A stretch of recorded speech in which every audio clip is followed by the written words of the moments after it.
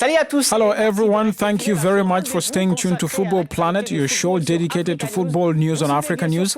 Here's what's coming up. The Ballon d'Or 2019, after Lionel Messi's coronation, questions follow. What must African footballers do to win the Ballon d'Or? Sadio Mane's fourth place is especially important to the place of the African footballer in world football.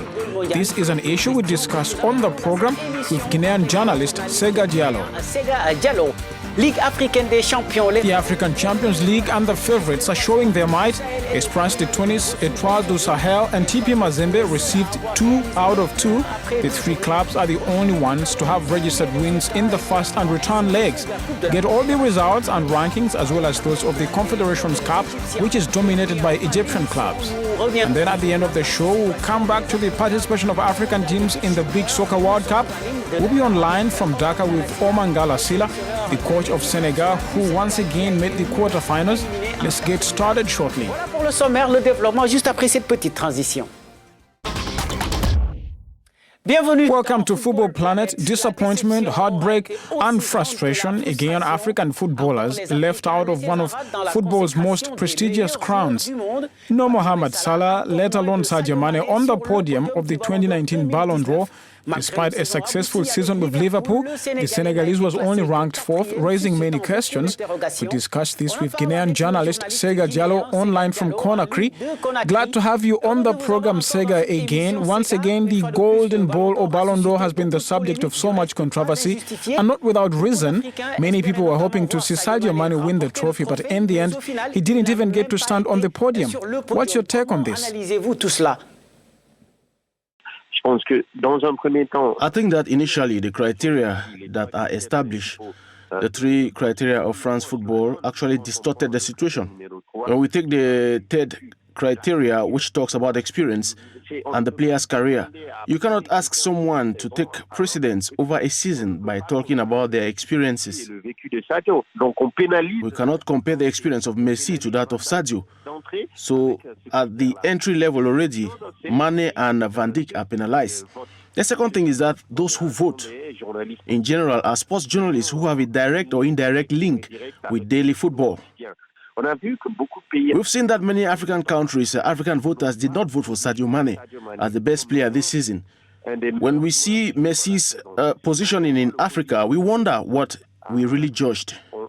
What did our voters judge about the season? And that's the controversy.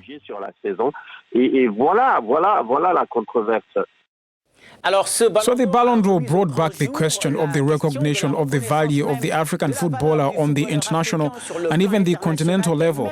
All we have to do is see the votes. Before Mane, there was Samuel Eto'o, Didier Drogba. What will it take for African players to win this prestigious trophy one day?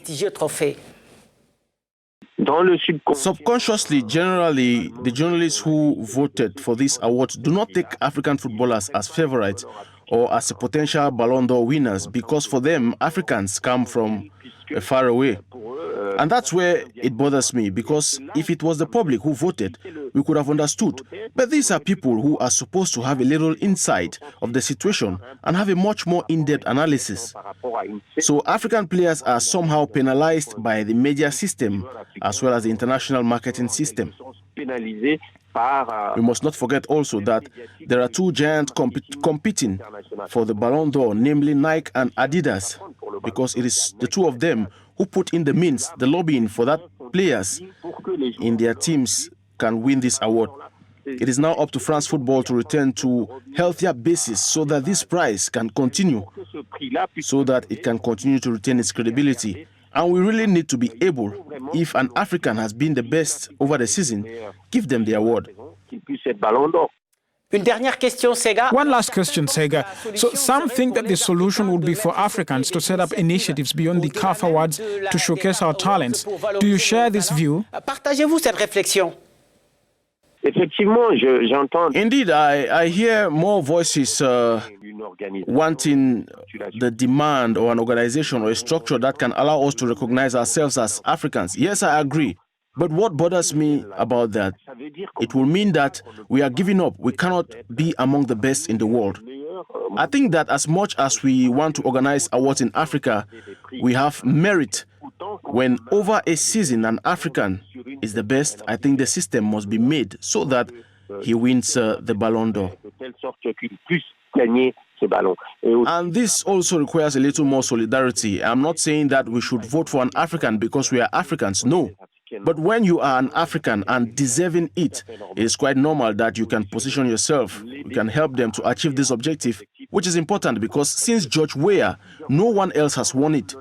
And if today or in the next 5 years or the next 2 years, African players have the Ballon d'Or, it changes a lot. It will change the way we think about African footballers. Thank you so much, Sega Diallo. Next time, thank you.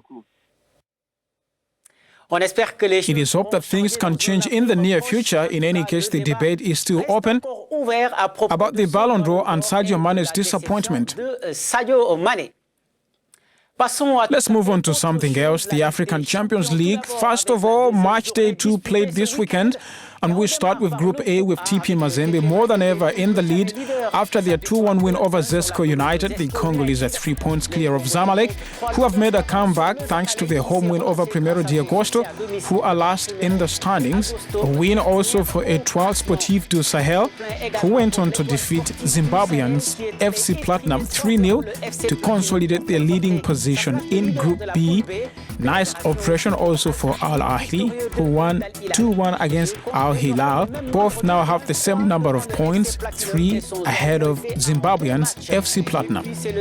And then it's a stalemate in Group C, no victory on the second day of action. This is enough for the Mamelodi Sundowns, who remain in first place despite a goalless draw over Wydad de Casablanca. USM Algiers also brought back a point from their trip to Petro Luanda, scoring 1-1.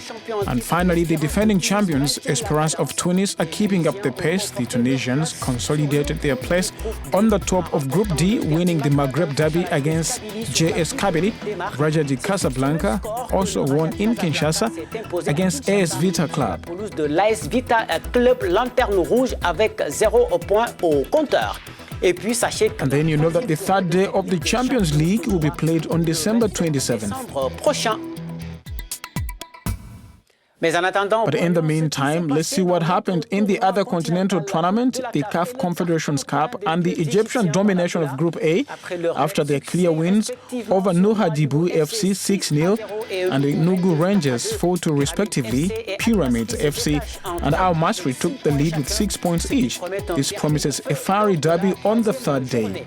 It is complicated, however, for Ese, who recorded their second loss, this time at home, defeated 2-0 by DCMP Imana, second in a Group B, still dominated by RS Berkane, despite their 1-1 draw at Zanaco, the Zambians, who are third in the standings.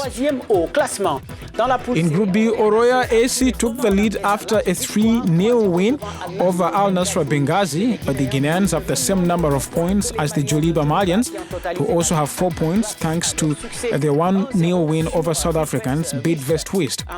Finally, Hassania Agadir defeated hosts Paradou AC 2-0 to consolidate their position as leaders of Group D. The Moroccans now have as new runners-up Enyimba, who defeated bottom of the table San Pedro 1-0. And just like the Champions League, the third day of the Confederations Cup is in 3 weeks' time. And of course, you'll have the schedules in our next editions. And let's talk about the Beach Soccer World Cup, won a little over a week ago by Portugal. The time has come to take stock, and we are interested in the representatives of the continent. That's Senegal and Nigeria, for whom the tournament was a disaster. 3 defeats in as many games, but above all 29 goals conceded for only 8 scored, and a logical elimination in the first round. The opposite of Senegal, who were once again knocked out in the quarterfinals by the Portuguese. We have Lions coach Oman Galasila online from Dakar. Thank you, coach, for giving us these few minutes. Senegal is failing to reach the last 4 of the World Cup again. Does that mean it's a bad tournament?